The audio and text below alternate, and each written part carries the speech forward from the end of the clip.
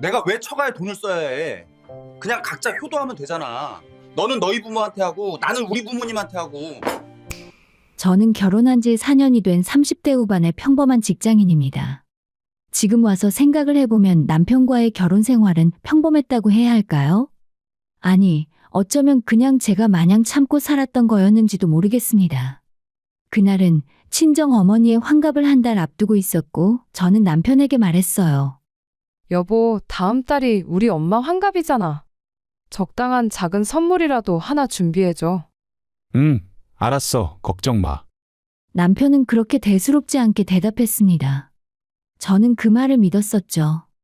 결혼 전 남편은 책임감 있고 성실한 사람이었으니까요. 제 부모님께도 잘했고 명절 때마다 빈손으로 오는 법이 없었습니다. 그래서 저는 안심하고 어머니의 환갑 준비에만 집중했어요. 어머니는 평생을 자식들을 위해 사셨습니다. 아버지가 일찍 돌아가신 후 온갖 일을 다 하시며 저와 동생을 키우셨죠. 식당 일과 청소 일, 심지어 새벽 신문 배달까지 하셨습니다. 그런 어머니의 환갑이었기에 저는 정말 특별하게 준비하고 싶었어요. 그렇기 때문에 어머님 생신 일주일 전에도 다시 한 번 말했습니다. 여보, 선물 준비했어?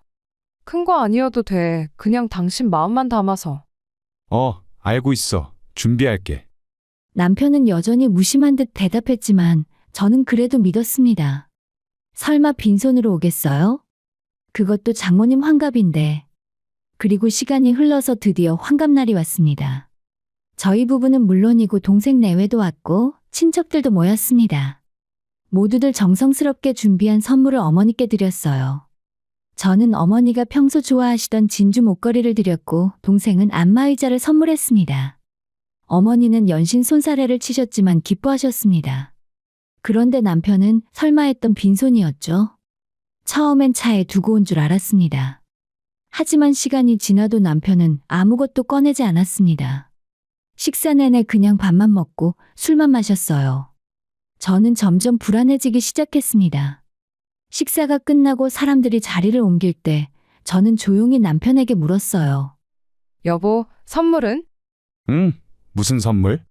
남편은 태연하게 되물었습니다. 저는 당황해서 목소리를 낮췄습니다. 엄마 환갑 선물 말이야. 준비했다며? 아, 그거? 안 했는데. 당신이 아까 드렸잖아. 뭐? 내가 왜 처가에 돈을 써야 해? 그냥 각자 효도하면 되잖아. 너는 너희 부모한테 하고, 나는 우리 부모님한테 하고. 그 순간 저는 귀를 의심했습니다. 각자 효도하자고요? 지금 장모님 환갑날에 이런 말을 한다고? 무슨 소리야? 부부가 됐으면 서로 부모님한테 잘해드려야 하는 거 아니야? 뭘 피곤하게 그렇게까지 해. 나는 내 부모님 챙기기도 바쁜데 왜 처가까지 신경 써야 돼? 당연한 거 아니야? 남편의 목소리는 너무나 당당했습니다. 마치 제가 이상한 요구를 하는 것처럼요. 저는 그 자리에서 아무 말도 할 수 없었습니다. 어머니는 괜찮다고 신경 쓰지 말라고 하셨지만 저는 그 눈빛을 알 수 있었어요. 섭섭함과 실망이 가득한 눈빛이었습니다. 저는 그날 밤 잠을 이룰 수 없었죠. 각자 효도하자. 남편의 그 말은 제 가슴에 깊은 상처로 남았습니다. 결혼이란 두 가족이 하나가 되는 거라고 생각했는데 남편에게는 그저 각자의 영역이 명확한 계약일 뿐이었을까요? 결혼 전 남편은 분명 달랐습니다. 제 부모님께 잘했고 명절 때마다 정성스럽게 준비했습니다. 하지만 결혼 후에 특히 결혼식이 끝나고 신혼여행을 다녀온 후부터 남편은 변했습니다. 처가에는 철저히 무관심했고 자기 가족만 챙겼습니다. 생활비는 정확히 반반 냈고 집안일도 공평하게 나눴습니다. 운전은 자기가 하니까 설거지와 청소는 제 몫이라고 했습니다. 공평을 가장한 이기심이었습니다. 그날 밤 저는 처음으로 진지하게 이혼을 생각했어요. 각자 효도하자는 그 말 한마디가 4년간 쌓여온 불만과 실망을 터뜨리는 방아쇠가 되었습니다.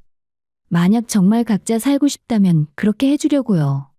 남편이 원하는 대로 철저하게 각자 살아보겠다고 그날 저는 그렇게 결심했습니다. 환갑날 이후 저는 남편의 말을 곱씹었어요. 각자 효도하자. 좋습니다. 바로 다음 날 아침부터 저는 실천에 옮겼어요.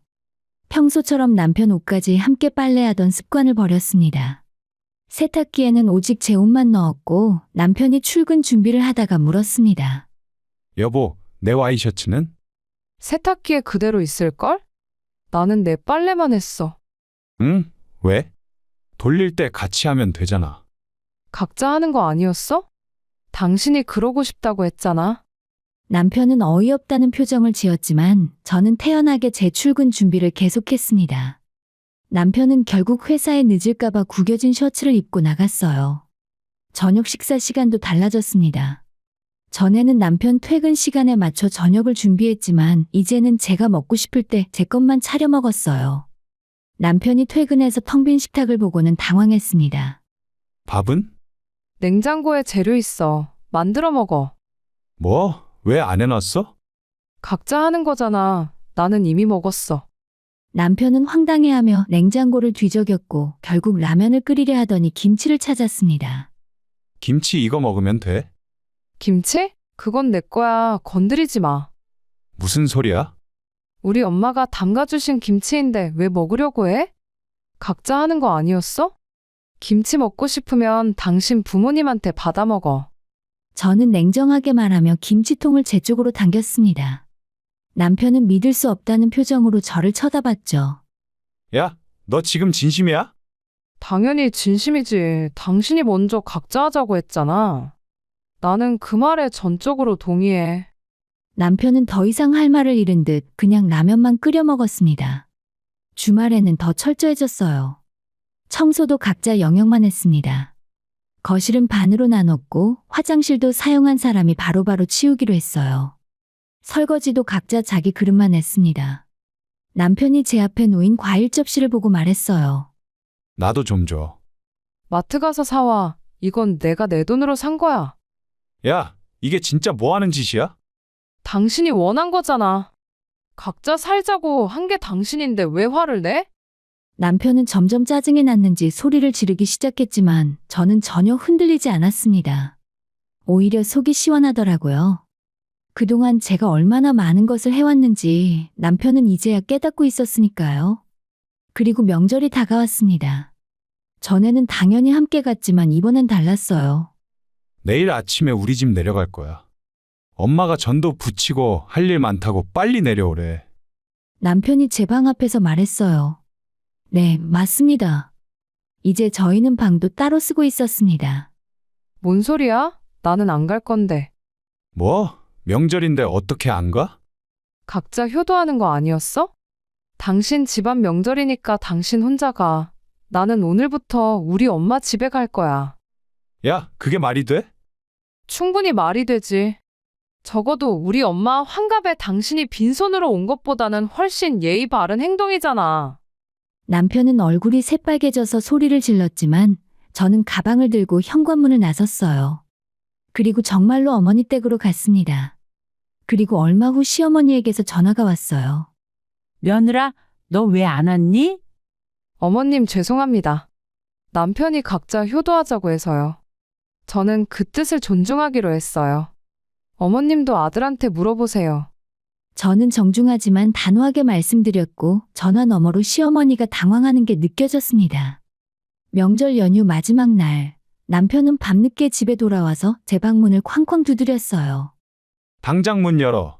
너 오늘 완전히 미쳤어. 시끄러워. 내일 회사 가야 하니까 조용히 해.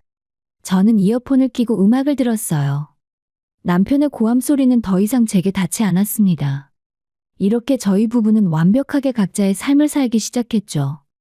남편이 먼저 꺼낸 말이었고 저는 그저 충실하게 실천하고 있을 뿐이었습니다. 이게 바로 남편이 원했던 결혼 생활 아니었을까요? 거울처럼 돌려주는 이 복수가 저는 너무나 통쾌했습니다. 각자 살림이 시작된 지 몇 달이 지났을 때 남편은 점점 더 불편해했고 저는 점점 더 편안해졌습니다. 아이러니하게도 남편이 원했던 각자의 삶이 남편 자신을 가장 힘들게 만들고 있었어요. 어느 날 저녁 남편이 퇴근하더니 저를 거실로 불렀습니다. 우리 좀 얘기 좀 하자. 무슨 얘기? 저는 방에서 태블릿으로 영화를 보다가 고개를 들었습니다. 남편은 소파에 앉으며 한숨을 쉬었어요. 대체 이렇게까지 할 거야? 너무 유치하지 않아? 유치한 건 누구야? 장모 환갑에 빈손으로 온 사람이 누군데? 그건 나도 솔직하게 말한 거잖아. 왜 내가 처가에 돈을 써야 돼? 남편의 말투에는 여전히 자기가 옳다는 확신이 가득했습니다. 저는 영화를 끄고 남편을 똑바로 쳐다봤어요. 그럼 당신 생각은 우리 엄마가 당신한테 해준 게 하나도 없어? 뭐가 있는데? 명절 때마다 오면 차려주신 밥상, 당신 좋아한다고 따로 싸주신 김치랑 반찬, 그런 게 다 공짜라고 생각했어? 그건 그냥 장모님이 알아서 하신 거잖아. 내가 해달라고 한 것도 아니고. 그 순간 저는 이 사람의 본질을 정확히 알았습니다. 남편은 모든 것을 계산으로만 봤어요. 자기에게 돌아오는 이익이 없으면 가치가 없는 것이었습니다. 사랑도 정도, 가족도 모두 손익계산서의 항목일 뿐이었어요. 그럼 시어머니가 나한테 해주신 것도 다 시어머니 맘이었으니까 내가 굳이 보답을 안 해도 되겠네? 그건 다르지. 우리 엄마는 너한테 진짜 잘해주셨잖아. 우리 엄마도 사위한테 잘해주셨어. 근데 당신은 그게 당연한 거라며? 남편은 말문이 막혔고 저는 계속 말을 이었습니다. 당신한테는 우리 집이 뭐야? 그냥 밥 얻어먹는 곳? 김치 얻어가는 곳? 야, 내가 언제 그랬어? 지금 하고 있잖아. 우리 엄마 환갑에 왜 내가 처가에 돈을 써야 하냐고 한 게 당신이잖아. 남편은 소파에 몸을 기댔고 한참을 침묵하더니 입을 열었습니다. 솔직히 말할게. 처갓집이 나한테 뭘 해줬어? 결혼할 때 지참금 하나 없이 왔잖아. 집도 없고 돈도 없고. 내가 다 마련했어. 그런데 왜 내가 계속 돈을 써야 돼? 저는 귀를 의심했습니다. 지금 이 사람이 진짜로 이런 말을 하는 건가요? 지참금? 지금이 조선시대야? 아니, 내 말은 그게 아니라 그냥 현실적으로 생각해봐. 나는 내 부모님한테도 제대로 못 해드리는데 왜 처가까지 신경 써야 하냐고. 당신 부모님한테 제대로 못 해드린다고? 명절 때마다 용돈 드리고 생신 때마다 선물하고 매년 해외여행 보내드리는 게 제대로 못하는 거야? 그 정도로는 부족하지. 우리 부모님은 나한테 집도 사주시고 차도 사주시고 결혼 자금도 대주셨어. 그런데 그 정도로 보답이 돼? 저는 그제야 알았습니다. 이 사람에게는 모든 게 거래였던 거죠. 받은 만큼 돌려줘야 하고 받지 않았으면 줄 필요가 없는 것이었습니다. 그럼 나한테는? 내가 당신한테 뭘 받았는데 집안일을 해야 되는데 그건 아내니까 당연한 거 아니야? 당연한 게 어디 있어? 나도 똑같이 돈 벌고 생활비 반반 내잖아. 그런데 왜 집안일은 내가 더 많이 해야 되냐고. 내가 외출할 때마다 운전하잖아. 운전이 뭐가 대단해. 당신이 좋아서 차 산 거잖아. 그리고 대부분 당신 회사 출퇴근에 쓰잖아. 남편은 점점 목소리가 커졌습니다. 야, 너 지금 나한테 말대꾸야? 말대꾸가 아니라 대화하는 거지. 당신이 이상한 소리를 하니까 내가 바로잡는 거라고. 남편은 벌떡 일어났습니다. 좋아, 그럼 진짜 각자 살자. 완전히 남처럼. 생활비도 정확히 반반 내고 집안일도 정확히 반반하고 내 일은 내가 하고 네 일은 너가 해. 그게 공평한 거지. 그래, 좋아. 그렇게 하자. 저는 담담하게 대답했습니다. 남편은 제가 이렇게 쉽게 동의할 줄 몰랐는지 당황한 표정을 지었어요. 진짜 그렇게 할 거야? 당신이 원하는 거잖아. 그런데 한 가지 더 추가할게. 각자 방 쓰는 것도 계속하고 주말에도 각자 시간 보내. 당신 약속 있으면 알아서 가. 나도 내 친구들 만날 거니까. 야, 그럼 그게 무슨 부부야? 남편이 소리를 질렀습니다. 저는 조용히 웃었습니다. 그러게, 이게 무슨 부부인지 모르겠네. 그날 밤 저는 남편이라는 사람을 완전히 포기했습니다. 이 사람과는 더 이상 미래가 없었어요. 사랑도 존중도 배려도 없는 관계. 그저 계산과 이익만 따지는 동거인. 그게 제 남편의 정체였습니다. 저는 컴퓨터를 켜고 이혼 절차에 대해 검색하기 시작했어요. 그리고 그동안 모아둔 통장을 확인했습니다. 남편이 눈치 못 채고 있던 부업과 프리랜서 일, 온라인 강의로 모은 돈이 꽤 쏠쏠하게 모여 있었어요. 남편은 제가 그저 월급쟁이인 줄만 알았습니다. 하지만 저는 결혼 초기부터 남편의 본성을 어렴풋이 알아챘고 그래서 몰래 저만의 돈을 모아왔어요. 각자 돈 관리하자던 남편의 말이 이렇게 저에게 유리하게 작용할 줄은 남편도 몰랐을 겁니다. 이제 남은 건 하나였죠. 이 돈으로 무엇을 할 것인가? 그리고 어떻게 이 결혼을 끝낼 것인가? 저는 계획을 세우기 시작했습니다. 남편에게 가장 완벽한 부메랑을 선물해 줄 계획을요. 남편과의 대화 이후 저는 더 이상 이 관계를 유지할 이유를 찾을 수 없었습니다. 매일 아침 눈을 뜨면 답답함이 가슴을 짓눌렀고 퇴근길에 집으로 향하는 발걸음은 무거웠어요. 집이 집 같지 않았습니다. 그냥 잠만 자는 공간일 뿐이었죠. 주말이 되었고 저는 친정에 가기로 했습니다. 남편에게는 아무 말도 하지 않았어요. 어차피 각자 생활하기로 했으니까요. 엄마, 나왔어. 현관문을 열고 들어서자 어머니가 반갑게 맞아주셨습니다. 어머, 우리 딸. 갑자기 웬일이야? 그냥 엄마 보고 싶어서. 저는 억지로 미소를 지었지만 어머니는 제 표정에서 뭔가를 눈치채셨나 봅니다. 어머니는 제 손을 잡고 거실로 이끌었어요. 무슨 일 있어? 얼굴이 안 좋은데. 아니야, 괜찮아. 하지만 어머니 앞에서는 거짓말이 통하지 않았습니다. 어머니는 제 손을 꼭 잡고 물었어요. 사위가 너한테 또 뭐라고 했어? 그 말에 저도 모르게 눈물이 났습니다. 참고 또 참았던 감정들이 어머니 앞에서는 터져나오더라고요. 엄마, 나 정말 이 사람이랑 못 살겠어. 어머니가 아무 말도 없이 저를 꼭 안아주셨고 저는 어머니 품에서 한참을 울었습니다. 환갑날 이후로 쌓였던 분노와 실망, 슬픔이 모두 쏟아져 나왔어요. 한참을 울고 나서야 저는 차분하게 말할 수 있었습니다. 환갑날 있었던 일, 그 이후 시작된 각자 살림, 남편의 충격적인 발언들까지 모두 털어놓았죠. 어머니는 제 이야기를 끝까지 듣고는 한숨을 깊게 쉬셨습니다. 엄마가 미안하다. 나는 네가 그렇게 힘들어하는 줄 몰랐어. 엄마 잘못이 아니야. 내가 사람을 잘못 봤어. 결혼 전에는 정말 괜찮은 사람 같았는데 사람이 이렇게 변할 수도 있구나. 어머니의 목소리에도 실망감이 묻어났습니다. 어머니는 항상 사위를 믿고 좋게 봐주셨었거든요. 엄마, 솔직히 말해줘. 나 이혼해도 될까? 제 입에서 이혼이라는 단어가 나오자 방안이 잠시 조용해졌습니다. 어머니는 제 손을 더 꼭 잡으셨어요. 딸, 엄마가 너한테 뭐라고 하겠니?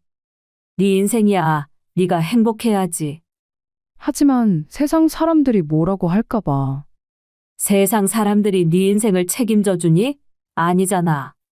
넌 아직 젊어. 다시 시작할 수 있어. 어머니의 말에 저는 또 눈물이 났습니다. 사실 저는 어머니가 말리실까봐 걱정했어요. 이혼하면 세상 시선이 안 좋다고 조금 더 참아보라고 하실까봐요. 엄마는 괜찮아. 사람들이 뭐라고 해도. 괜찮아. 엄마는 네가 행복한 게 중요해. 네가 저런 사람한테 평생 고생하는 걸 보는 것보다 차라리 혼자 사는 게 100번 낫지. 어머니는 제 머리를 쓰다듬으시며 말씀하셨습니다. 엄마가 너 키우면서 고생 많이 했잖니. 그게 다 네가 행복하라고 한 거야. 근데 네가 결혼해서 더 불행하면 그게 무슨 의미가 있겠어? 이혼해. 그리고 네가 하고 싶은 대로 살아. 엄마가 든든한 뒷배가 되어줄게. 어머니의 말에 저는 마음이 단단해졌습니다. 그렇습니다. 저는 이혼할 거예요. 더 이상 이 답답한 결혼 생활을 이어갈 이유가 없었습니다. 내가 엄마한테 선물 하나 주고 싶은 게 있어. 선물? 무슨 선물? 저는 가방에서 부동산 서류를 꺼냈습니다. 어머니는 의아한 표정으로 서류를 받아들으셨습니다. 이게 뭐니? 엄마 새 집으로 이사 가자. 뭐? 어머니의 눈이 커졌습니다. 저는 웃으며 말했습니다. 엄마, 평생 전세 살고 월세 살았잖아. 이제 엄마 집에서 사세요. 내 이름으로 샀어. 이게 무슨 소리야? 이 돈을 어디서? 내가 몰래 모았어. 결혼하고 나서 부업도 하고 프리랜서 일도 하고 온라인 강의도 했어. 남편은 몰라. 각자 돈 관리하자고 해서. 내 통장은 남편이 본 적이 없거든. 어머니는 서류를 보시더니 눈물을 흘리셨습니다. 딸, 정말 고마워. 근데 너는 괜찮겠니? 이혼하면 돈 많이 들잖아. 괜찮아. 아직 충분히 남았어. 그리고 이건 엄마한테 꼭 해드리고 싶었어. 환갑날 그 자식이 빈손으로 온 거 생각하면 지금도 화가 나거든. 저는 어머니를 꼭 안았습니다. 엄마, 평생 고생만 하셨잖아. 이제 좀 편하게 사세요, 내 집에서. 어머니와 저는 한참을 안고 울었습니다. 행복한 눈물이었어요. 저는 그 순간 확신했습니다. 이 결정이 옳다는 것을요. 집으로 돌아오는 길, 저는 마음이 한결 가벼웠습니다. 이제 본격적으로 이혼 서류를 준비해야겠다고 생각했어요. 그리고 남편에게 마지막 한 방을 날려줘야겠다고요. 남편이 그토록 외치던 각자의 삶을, 그게 얼마나 외롭고 쓸쓸한 것인지 이제 남편 본인이 뼈저리게 느낄 차례였습니다. 집에 도착하니 남편이 거실에서 라면을 먹고 있더라고요. 너 어디 갔다 와? 엄마 집에. 또 요즘은 맨날 처가에만 가네. 저는 대답하지 않고 제 방으로 들어갔습니다. 남편의 목소리가 뒤에서 들렸지만 더 이상 신경 쓰지 않았어요. 곧 있으면 남편은 알게 될 겁니다. 각자라는 말이 자신에게 얼마나 큰 부메랑이 되어 돌아오는지를요. 저는 컴퓨터를 켜고 변호사 사무실을 검색하기 시작했습니다. 이제 본격적인 준비를 시작할 때가 됐으니까요. 어머니께 집을 선물한 지 일주일이 지났습니다. 저는 그 사실을 남편에게 알리지 않았어요. 어차피 각자 살기로 했으니 제가 제 돈으로 뭘 하든 남편과는 상관없는 일이었으니까요. 하지만 세상에 비밀은 없는 법입니다. 남편의 어머니, 시어머니가 그 사실을 알게 된 겁니다. 그날 저녁 남편이 퇴근하자마자 제 방문을 거칠게 두드렸어요. 당장 나와봐. 남편의 목소리는 분노로 가득 차 있었고 저는 천천히 문을 열었습니다. 왜 그러는데? 너 진짜 장모님한테 집 사줬어? 집? 맞아, 내가 사줬지. 저는 담담하게 대답했고 남편의 얼굴이 불그락부르락 변했습니다. 미쳤어? 그 돈이 어디서 났는데?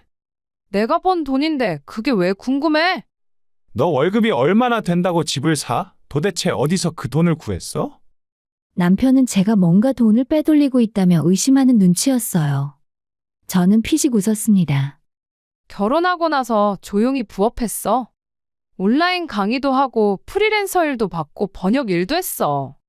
주말마다 집에 있다고 놀고 있는 줄 알았지. 그때 다 일한 거야. 뭐? 그럼 그 돈이 얼마나 되는데? 당신이 알 필요 없어. 각자 돈 관리하자고 한 건 당신이잖아. 남편은 믿을 수 없다는 표정으로 저를 쳐다봤습니다.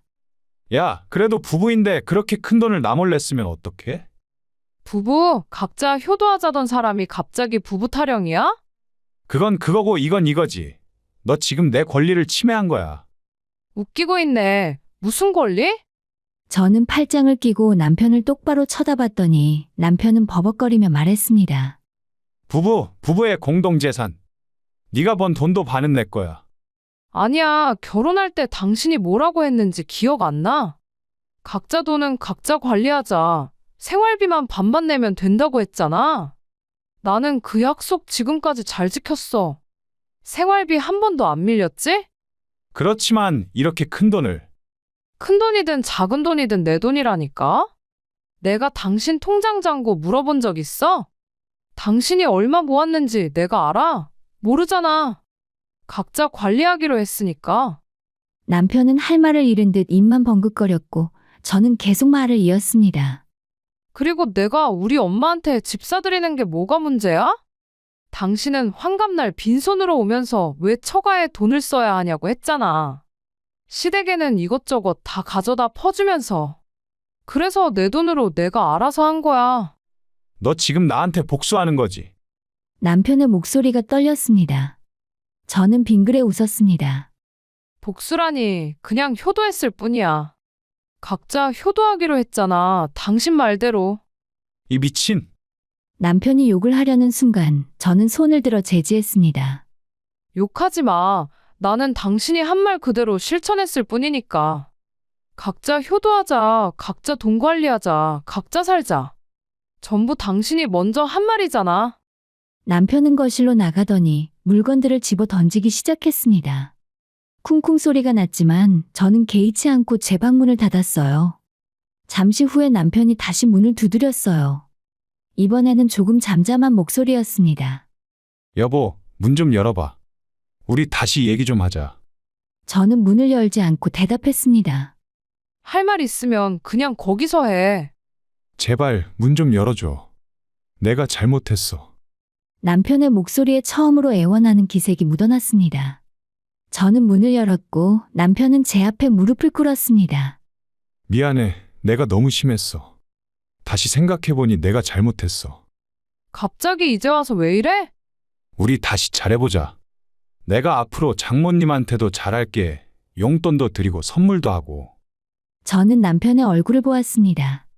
그 눈에는 진심 어린 반성이 아니라 그저 자기가 손해보는 게 싫다는 계산만 가득한 것 같았죠. 지금 이러는 거 내 돈 때문이지? 아니야, 진심으로. 거짓말하지 마. 나한테 돈이 없었으면 이렇게 무릎 꿇고 빌었겠어? 엄마 환갑날 빈손으로 온 사람이 갑자기 처가의 효자가 되겠다고? 남편은 아무 말도 하지 못했습니다. 저는 냉정하게 말했어요. 이제 그만 일어나. 보기 흉하니까. 여보, 제발. 그리고 다음 주 토요일에 시간 비워둬. 응? 왜? 합의하러 변호사 사무실 가야 하니까. 그 말을 들은 남편의 얼굴이 새하얗게 변했습니다. 아니, 설마 이혼하자고? 그래, 이혼. 이제 각자 살기로 했잖아. 이제 진짜로 이혼하고 각자 살자. 안 돼. 절대 안 돼. 남편이 제 다리를 붙잡았습니다. 하지만 저는 그 손을 뿌리쳤어요. 놔, 이미 늦었어. 내가 집안일도 다 할게. 빨래도 하고 청소도 하고 요리도 배울게. 제발. 그런 거 필요 없어. 나는 이제 혼자 사는 게 더 편해. 남편은 바닥에 주저앉아서 머리를 감싸 쥐었습니다. 이게 다 내가 잘못해서 그런 거야. 나 좀 용서해줘. 용서는 해줄 수 있어. 근데 다시 살 수는 없어. 당신과는 더 이상 미래가 안 보이거든. 문을 닫자 거실에서 남편의 울음소리가 들렸지만 저는 더 이상 마음이 흔들리지 않았습니다. 제 통장을 보며 저는 미소를 지었어요. 어머니께 집을 사드리고도 아직 충분히 남아 있었습니다. 새 출발을 하기에 부족함이 없는 금액이었죠. 각자 효도하자던 남편의 말은 결국 가장 완벽한 부메랑이 되어 그를 무너뜨렸습니다. 그리고 저에게는 자유의 열쇠가 되었어요. 이제 마지막 단계만 남았습니다. 깔끔하게 정리하고 새로운 삶을 시작하는 것이요. 저는 변호사 사무실의 예약을 확정했습니다. 변호사 사무실에서 이혼 서류에 서명하는 날이 찾아왔어요. 남편은 끝까지 서명을 거부하려 했지만 결국 협의 이혼은 성립되었습니다. 정말 돌이킬 수 없는 거야? 남편은 마지막까지 물었고 저는 고개를 끄덕였습니다. 그래, 이미 끝났어. 내가 달라질 수 있어. 진짜로. 사람은 안 변해. 그리고 당신은 원래 그런 사람이었어.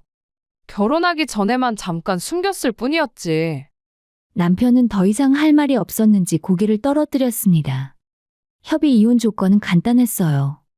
각자 재산은 각자 가져가고 위자료도 청구하지 않기로 했습니다. 남편은 제 통장 잔고를 알게 되자 어떻게든 재산 분할을 요구했지만 결혼 전 합의서와 각자 관리했던 증거들이 명확했기에 불가능했어요. 각자 돈 관리하자고 한 건 당신이었잖아. 이제 와서 반으로 나누자는 건 말이 안 되지. 결국 남편은 아무것도 얻지 못했습니다. 서류에 마지막 서명을 하고 나오는 길에 저는 이상하게 후련했어요. 4년간의 답답했던 결혼 생활이 드디어 끝났습니다. 후회할 거야. 너 나 없으면 힘들 거야. 남편이 뒤에서 말했지만 저는 뒤돌아보지 않고 대답했습니다. 당신 없어도 나는 원래 잘 살았어. 그리고 앞으로는 더 잘 살 거야. 그렇게 우리는 완전히 남이 되었습니다. 어머니는 새 집에서 행복하게 지내고 계셨어요. 동네 분들과 어울리고 평생 꿈꿔왔던 작은 텃밭도 가꾸기 시작하셨습니다. 딸, 엄마는 정말 행복해. 이 나이에 내 집이 생길 줄 몰랐어. 어머니의 밝은 얼굴을 보니 제 선택이 옳았다는 확신이 들었습니다. 저도 새로운 삶을 시작했어요.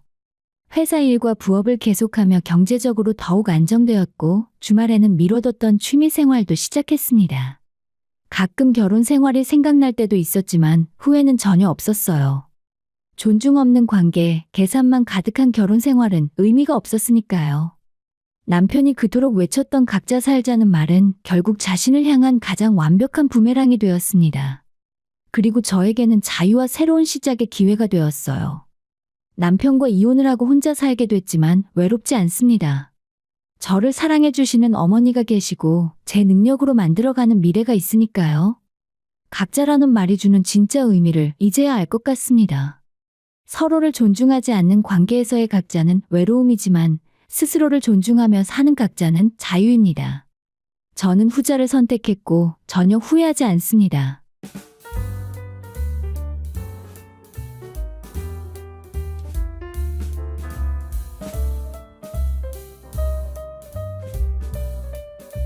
저는 현재 남양주에 사는 30대 중반의 여성입니다.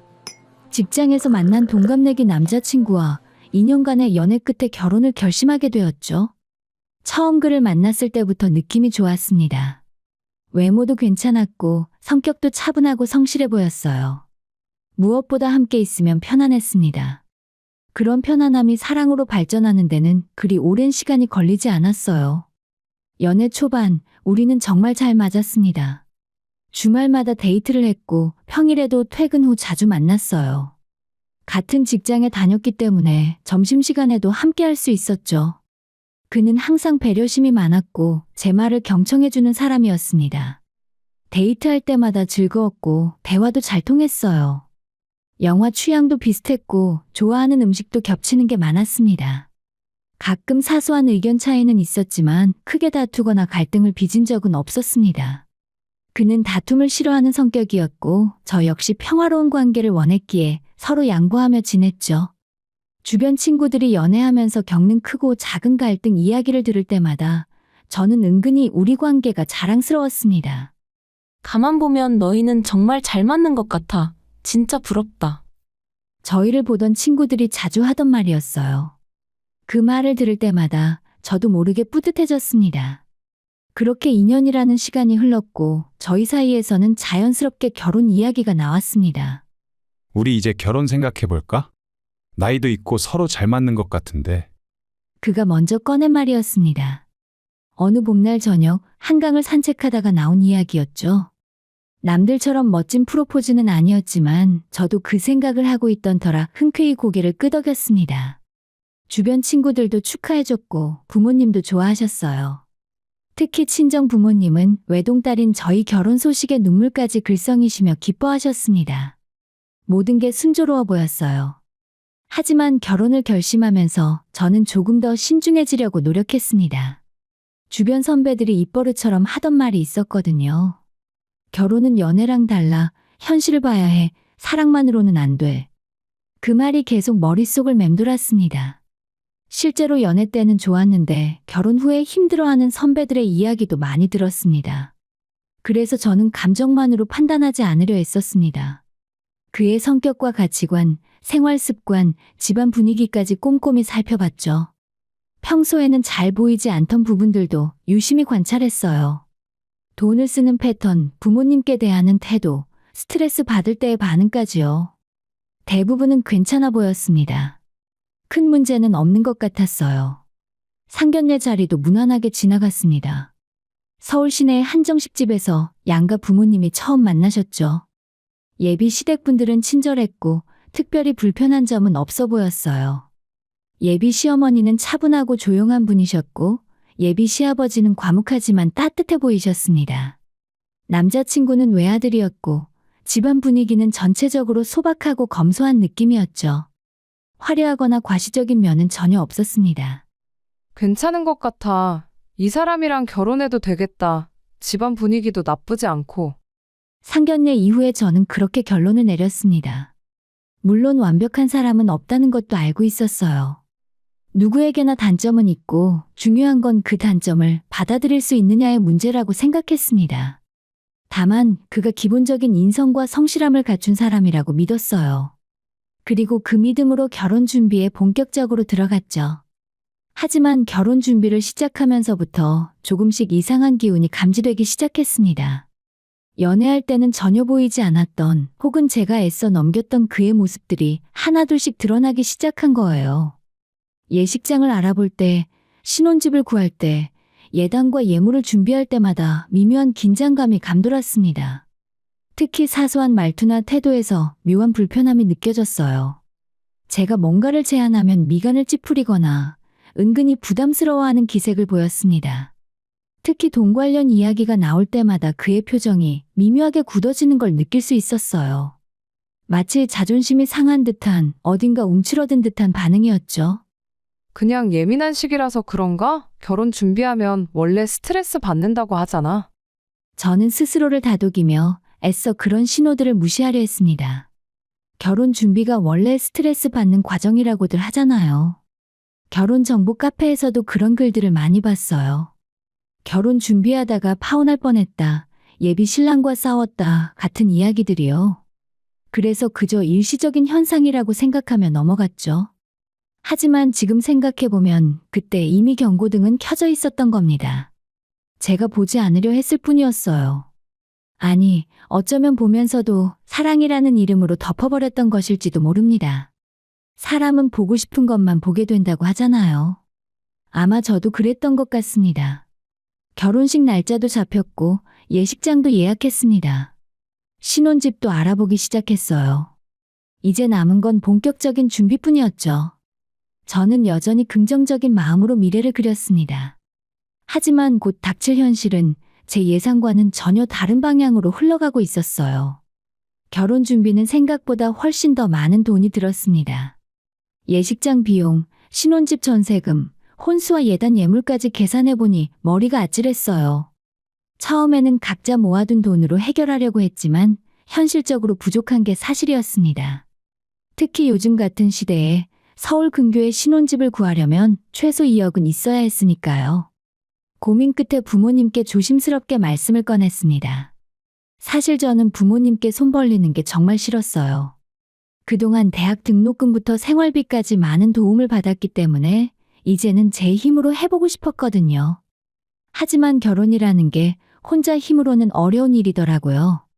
아빠, 엄마, 사실 결혼 준비하려면 돈이 좀 필요해서요. 말을 꺼내기도 전에 아버지께서 먼저 말씀하셨습니다. 우리 딸 결혼하는데 당연히 도와줘야지. 얼마나 필요한데.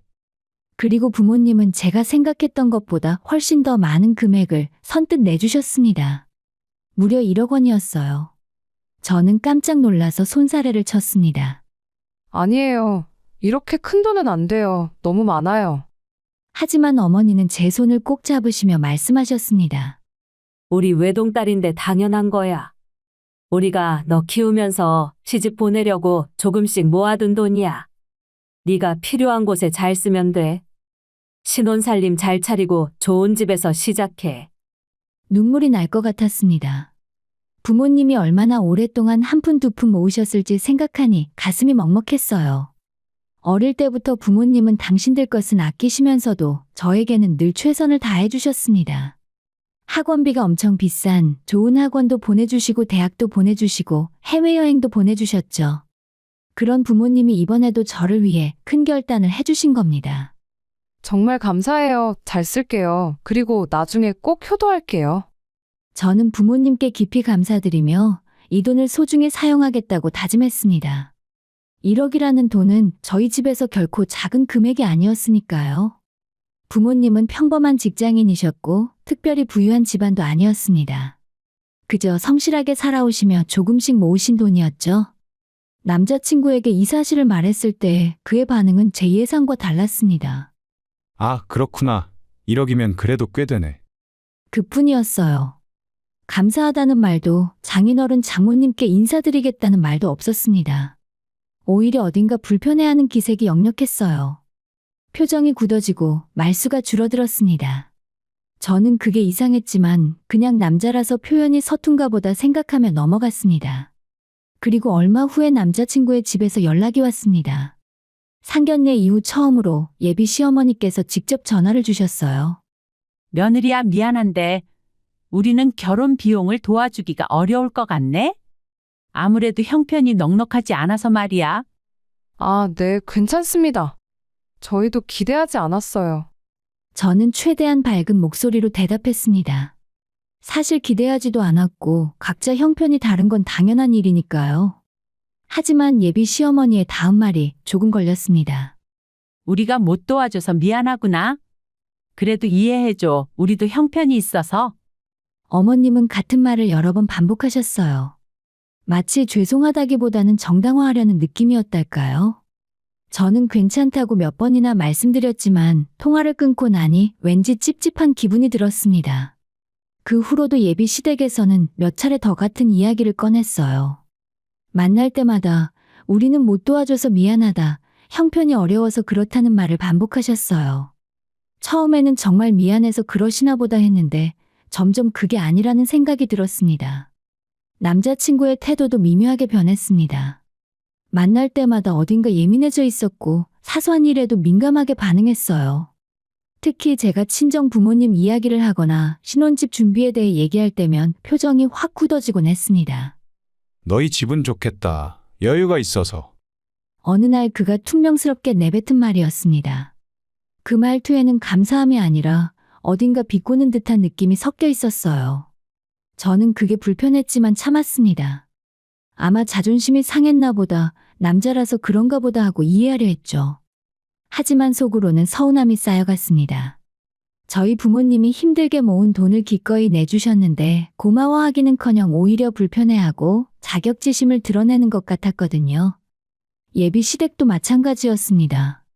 도와주지 못하는 건 이해할 수 있지만 그걸 계속 강조하며 마치 피해자처럼 구는 태도가 이해되지 않았어요. 결혼 준비는 계속되었고 날짜는 점점 다가왔습니다. 하지만 제 마음속 불안은 사라지지 않고 오히려 커져만 갔어요. 그리고 그 불안은 곧 현실이 될 예정이었습니다. 결혼을 한 달 앞두고 예비 시어머니의 생일이 다가왔습니다. 날짜를 확인하고 보니 딱 3주 후였어요. 저는 이걸 좋은 기회라고 생각했습니다. 그동안 쌓였던 미묘한 불편함과 긴장감을 풀고 예비 시댁에 좋은 인상을 남길 수 있는 절호의 찬스였으니까요. 오빠, 어머니 생신이 다음 달이네? 우리가 뭔가 특별한 걸 준비해드리면 어떨까? 저는 남자친구에게 조심스럽게 제안했습니다. 그는 처음에는 그냥 외식이나 하자고 했지만 저는 좀 더 특별한 걸 하고 싶었어요. 예비 며느리로서 성의를 보여드리고 싶었거든요. 마침 그때 떠오른 게 있었습니다. 제 부모님이 최근에 뷔페 레스토랑을 인수하셨거든요. 어머니는 원래 외식업에 관심이 많으셨고 몇 년 전부터 준비해 오시다가 드디어 좋은 기회에 괜찮은 가게를 인수하신 거였습니다. 그 가게는 제가 사는 남양주에서도 이름이 꽤 알려진 곳이었어요. 1인 식사 비용도 조금 높은 편이라 음식의 질이나 서비스와 분위기 모두 훌륭했습니다. 특히 조용한 룸이 여러 개 있어서 가족 모임 같은 특별한 날에 많이 이용하는 곳이었죠. 돌잔치나 환갑칠순 같은 행사도 자주 열렸고 평도 좋았어요. 엄마, 다음 달에 예비 시어머니 생신이신데 엄마 가게에서 식사 대접해드려도 될까? 어머니께 여쭤보니 흔쾌히 허락해 주셨습니다. 그럼 당연하지. 우리 딸 예비 시어머니신데. 내가 특별히 신경 써서 준비해 줄게. 어머니는 정말 기뻐하시며 여러 가지를 챙겨주셨어요. 저는 감사하면서도 한 가지 결정을 했습니다. 이 가게가 친정 부모님 소유라는 사실은 당분간 말하지 않기로요. 왜냐하면 예비 시댁이 그동안 결혼 비용을 못 도와준다고 계속 미안해 하셨잖아요. 만약 이 가게가 저희 집 거라는 걸 미리 알면 또 부담스러워하거나 불편해 하실 것 같았거든요. 그래서 그냥 평범하게 예약한 것처럼 하고 나중에 자연스럽게 알려드리면 오히려 좋은 서프라이즈가 될 거라고 생각했습니다. 남자친구에게 계획을 말했을 때 그는 정말 좋아했습니다. 거기 꽤 비싼 곳이잖아. 괜찮아? 네가 예약했어? 어머님 생신인데 당연하지. 특별한 날이잖아. 너 진짜 역대급 며느리감이다. 우리 엄마 완전 좋아하시겠는데? 그의 칭찬에 저도 기분이 좋았습니다.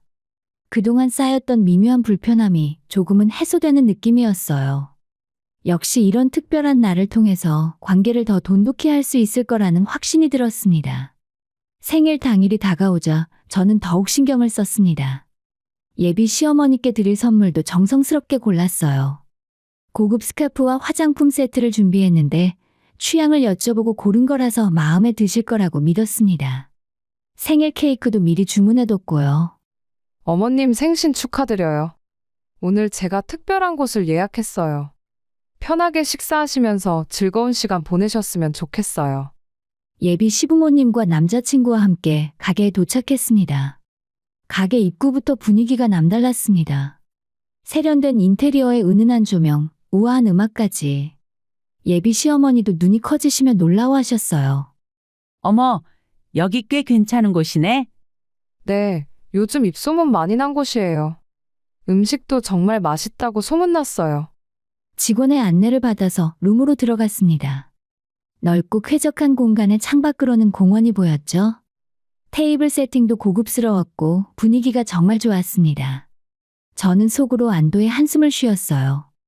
역시 어머니가 잘 준비해 주셨구나 싶었죠. 와, 여기 진짜 좋다. 엄마, 생신 축하해요. 남자친구가 밝은 목소리로 말했습니다. 예비 시어머니도 웃으시며 고맙다고 하셨어요. 분위기는 화기애애했고 모두들 만족스러워 보였습니다. 신선한 회부터 스테이크, 랍스터와 초밥, 각종 샐러드와 디저트까지 종류도 다양하고 퀄리티도 훌륭했어요. 특히 어머니가 특별히 신경 써서 준비해 주신 덕분에 평소보다 더 고급스러운 메뉴들이 나왔습니다. 음식이 정말 맛있네. 신선하고 좋아. 예비 시아버지께서 감탄하시며 말씀하셨습니다. 예비 시어머니도 만족스러운 표정이셨어요. 저는 마음이 놓였습니다. 역시 이렇게 정성을 다하면 통하는구나 싶었죠. 식사가 한창 진행되고 있었습니다. 다들 음식을 즐기며 이런저런 이야기를 나누고 있었어요. 저는 예비 시어머니께 선물을 드렸고 생일 축하 노래도 불렀습니다. 케이크도 가져와서 촛불을 켰죠. 모든 게 완벽했습니다. 오늘 즐거우셨어요? 생신 축하드려요. 그래, 고맙구나. 네 정성이 느껴져서 기분이 정말 좋아. 예비 시어머니의 말씀에 저는 뿌듯했습니다. 이렇게 잘 마무리되는구나 싶었어요. 하지만 그 순간 남자친구의 표정이 묘하게 굳어지는 걸 느꼈습니다. 뭔가 불편해 보였어요. 잠깐 나갔다 올게. 그는 자리에서 일어나서 밖으로 나갔습니다.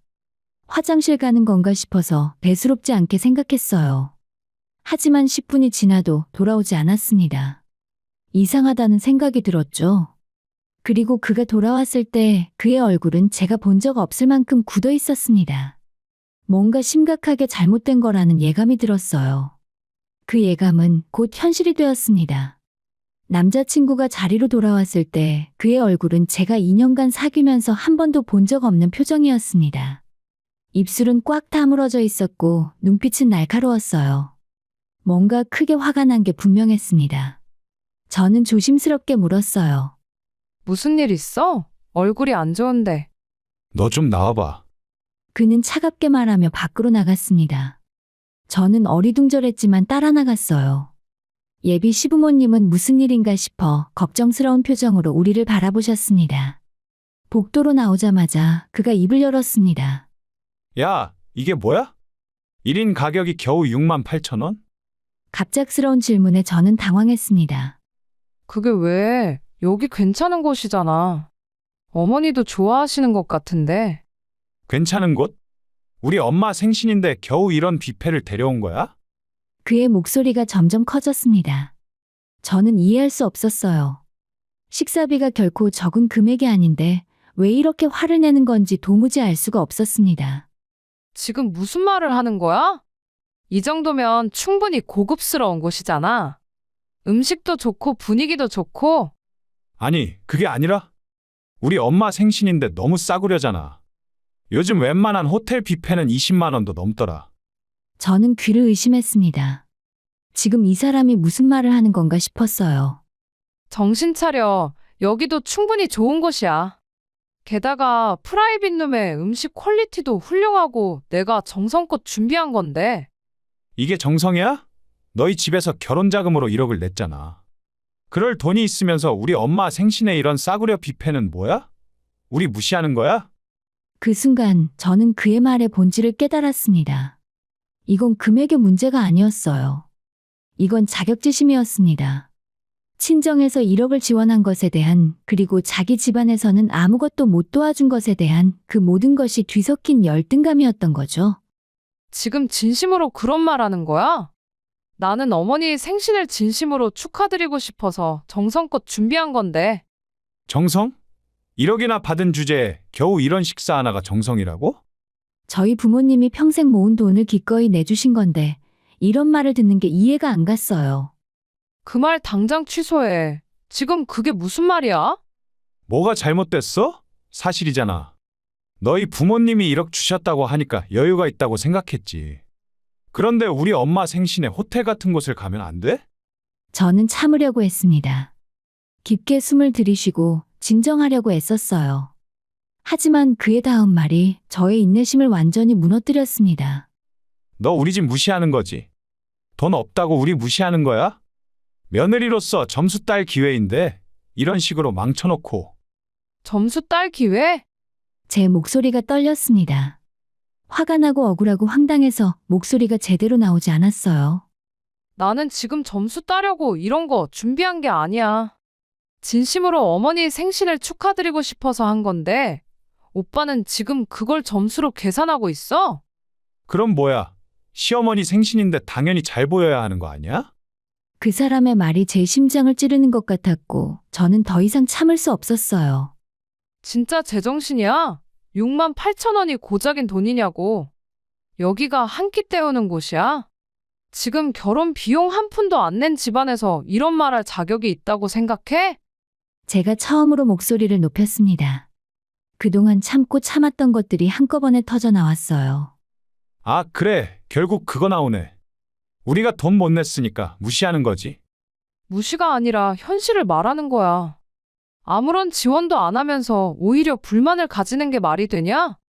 내가 얼마나 정성껏 준비했는데? 목소리가 커지면서 주변 사람들의 시선이 느껴졌습니다. 하지만 저는 이미 신경 쓸 겨를이 없었어요. 그도 마찬가지였습니다. 정성? 너 지금 우리 무시하는 거 맞잖아. 그럼 오빠가 알아서 하면 되잖아. 오빠 돈으로 호텔 뷔페든 뭐든 예약하면 되잖아. 왜 나한테 그걸 요구해? 나는 돈이 없잖아. 너희 집이 여유 있으니까 네가 해야지. 그 순간 저는 깨달았습니다. 이 사람은 제가 아니라 제 뒤에 있는 돈을 보고 있다는 걸요. 친정에서 받은 1억이 이 사람 눈에는 그저 쓸 수 있는 돈으로만 보이는 거였어요. 그리고 그 돈으로 자신의 가족을 대접하는 게 당연하다고 생각하는 거였습니다. 나 아무래도 다시 생각해봐야 할 것 같아. 제가 조용히 말했습니다.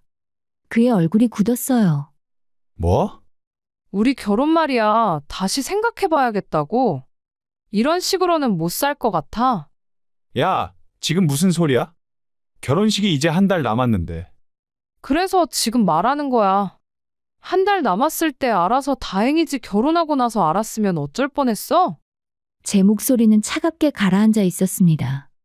분노는 이미 지나갔고 남은 건 깊은 실망과 허탈한 뿐이었어요. 그때였습니다. 룸의 문이 열리며 남자친구의 어머니가 나오셨습니다. 어머니가 복도로 나오시며 우리를 향해 걸어오셨어요. 표정이 심상치 않았죠. 아들 편을 들 준비가 되어 있는 얼굴이었죠. 아니, 무슨 일이야? 내 생일날 이렇게 시끄럽게 다투는 게 말이 되니? 예비 시어머니는 저를 쏘아보며 말씀하셨습니다. 아들에게 무슨 일이냐고 물어보지도 않고 저부터 나무라시는 거였어요.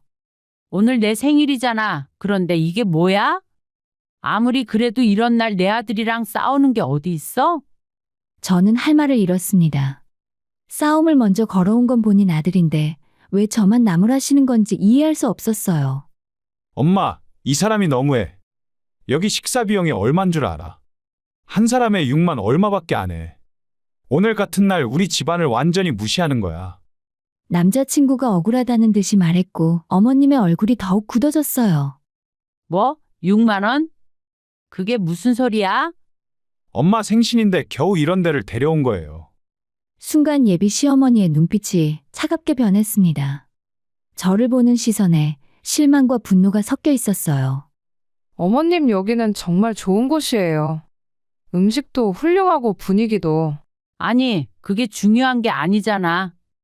미래 시어머니 생일인데 제대로 격식을 갖춰야지. 어머님의 목소리가 높아졌고 주변에서 일하던 직원들의 시선이 느껴졌어요. 돈으로 정성을 재는 건 아니지만 그래도 최소한의 선은 있는 거야. 내가 뭐가 부족해서 이런 대접을 받아야 되니? 그때 저희들 뒤에서 익숙한 목소리가 들렸습니다. 최소한의 선이요? 고개를 돌리니 저희 어머니가 서 계셨습니다. 언제 오신 건지 조용히 우리 뒤에 서서 모든 대화를 들으셨던 거예요. 어머니의 얼굴은 제가 본 적 없을 만큼 단호했습니다.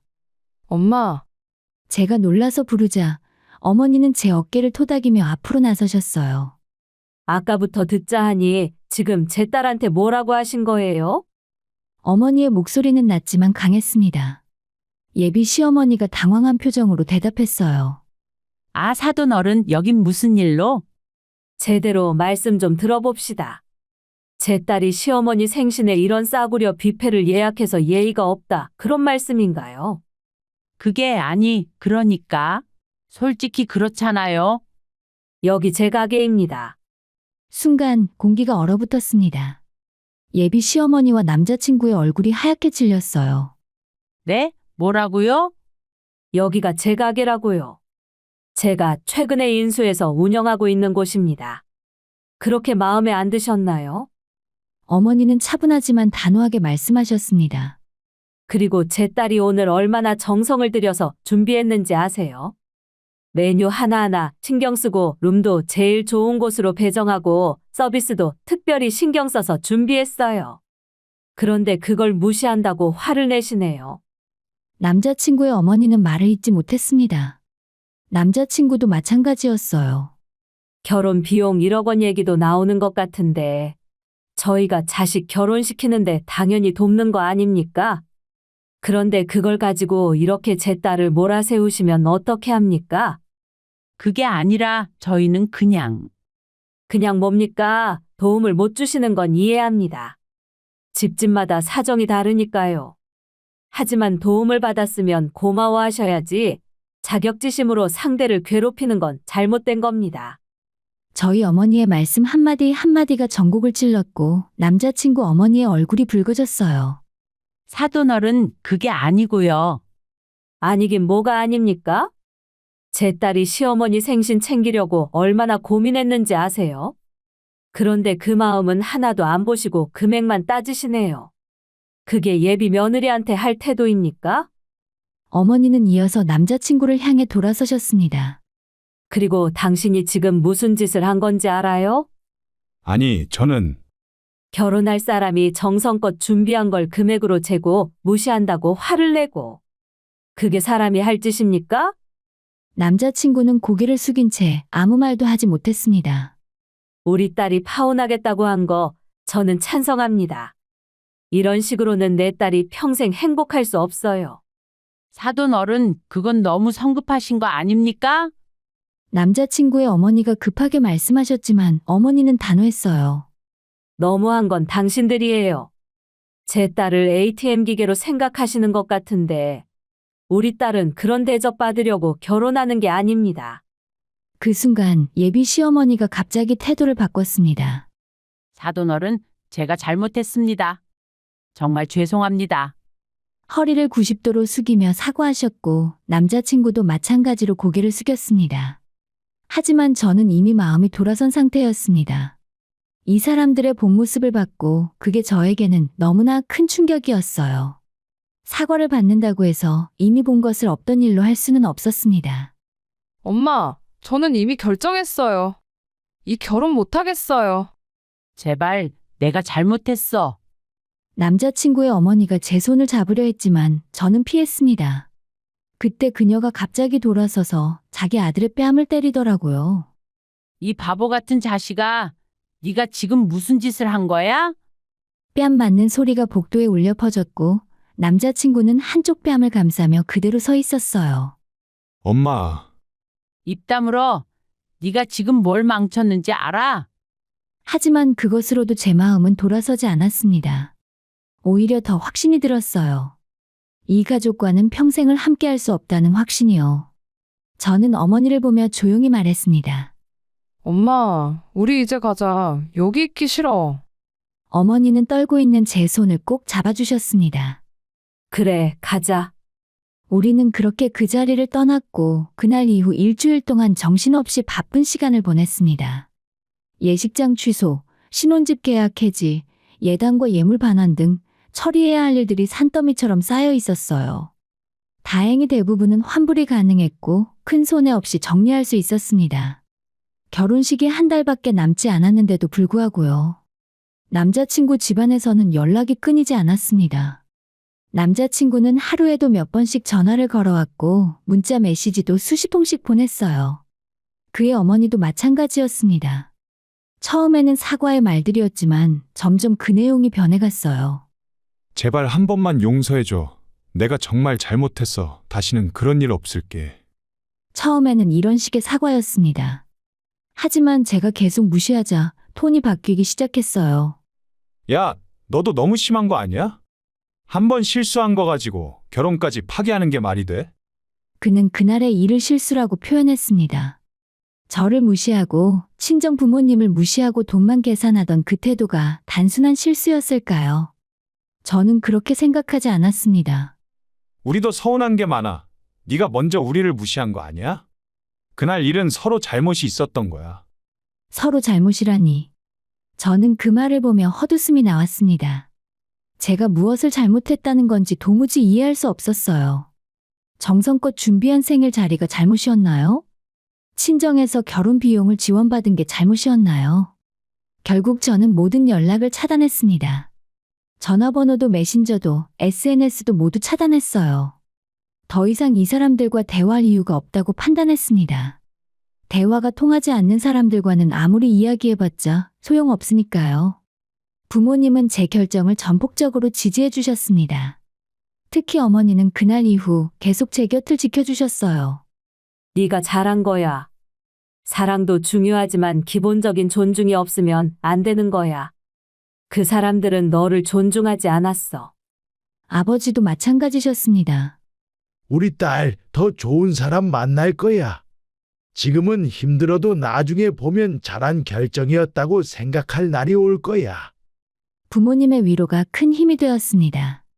물론 처음에는 많이 슬펐어요. 2년간 사랑했던 사람과 헤어진다는 게 결혼까지 약속했던 사람과 이별한다는 게 쉬운 일은 아니었으니까요. 밤에 혼자 있으면 눈물이 나기도 했고 왜 이렇게 됐을까 후회도 했습니다. 하지만 시간이 지나면서 점점 마음이 정리되었어요. 슬픔보다는 오히려 안도감이 더 크더라고요. 정말로 진심으로 다행이라는 생각이 들었습니다. 한 달쯤 지났을 때 직장 동료를 통해서 소식을 들었어요. 남자친구, 아니, 이제는 전 남자친구가 주변에 제 욕을 하고 다닌다는 거예요.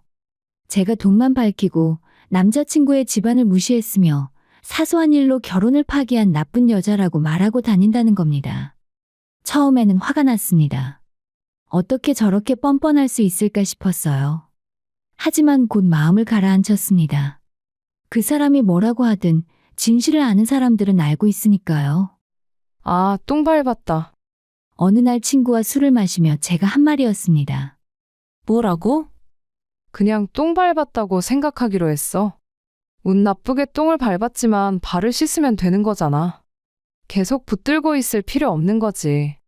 친구가 웃으며 잔을 부딪혔습니다. 그래, 맞아. 똥 밟은 거야. 근데 결혼하기 전에 밟아서 다행이다. 우리는 그렇게 웃으며 술잔을 비웠습니다. 그 일이 있고 나서 석 달이 지났습니다. 이제는 거의 마음이 정리되었어요. 가끔 생각나긴 하지만 더 이상 아프지 않습니다. 오히려 감사한 마음이 들 때도 있어요. 덕분에 중요한 교훈을 얻었으니까요. 결혼은 사랑만으로는 부족하다는 것, 상호 존중이 없으면 절대 행복할 수 없다는 것을, 그리고 사람의 본질은 위기 속에서 드러난다는 것을요. 이 모든 교훈을 결혼 전에 배울 수 있어서 정말 다행이었습니다. 요즘은 다시 제 일에 집중하고 있습니다. 직장 생활도 열심히 하고 취미 생활도 즐기고 친구들도 자주 만나요. 혼자 있는 시간도 나쁘지 않습니다. 오히려 평온하고 자유로워요. 부모님은 가끔 걱정스러운 눈빛으로 저를 보십니다. 또 누군가를 만나야 하는 거 아니냐고, 나이도 있는데 너무 오래 혼자 있으면 안 된다고 말씀하시죠. 하지만 저는 급하지 않습니다. 다음에는 정말 제대로 된 사람을 만나고 싶으니까요. 며칠 전에 저희 어머니가 또다시 말씀하셨습니다. 너를 무시하는 사람과는 평생을 함께할 수 없어. 아무리 사랑한다고 해도 말이야. 정말 맞는 말씀이었습니다. 사랑보다 중요한 게 존중이에요. 사랑은 시간이 지나면 변할 수 있지만 존중은 관계의 기본이니까요. 존중 없는 사랑은 사랑이 아니라 집착이고 소유욕이고 이기심일 뿐입니다. 저는 다시 시작할 준비가 되었습니다. 혼자서도 충분히 행복할 수 있다는 것을 알았고 누군가를 만난다면 그건 제 삶을 더 풍요롭게 만들어줄 사람이어야 한다는 것도 알았어요. 의무나 나이 때문에 서둘러 결혼할 필요는 없습니다. 오늘도 저는 이렇게 중얼거립니다. 똥 밟았다고 생각하자. 그리고 이제 앞으로 나아가자. 인생은 길고 기회는 또 올 것입니다. 다음에는 정말 좋은 사람을, 저를 진심으로 존중해주는 사람을 만날 거예요. 그때까지는 저 자신을 사랑하고 제 삶을 충실히 살아가면 됩니다. 파혼은 끝이 아니라 새로운 시작이었습니다. 그리고 저는 이제 그 새로운 시작을 받아들일 준비가 되었습니다. 더 나은 미래를 향해 한 걸음씩 나아갈 준비가요. 나를 무시하는 사람과는 평생을 함께할 수 없습니다. 그건 제가 이번 일을 통해 배우게 된 가장 소중한 교훈이었습니다.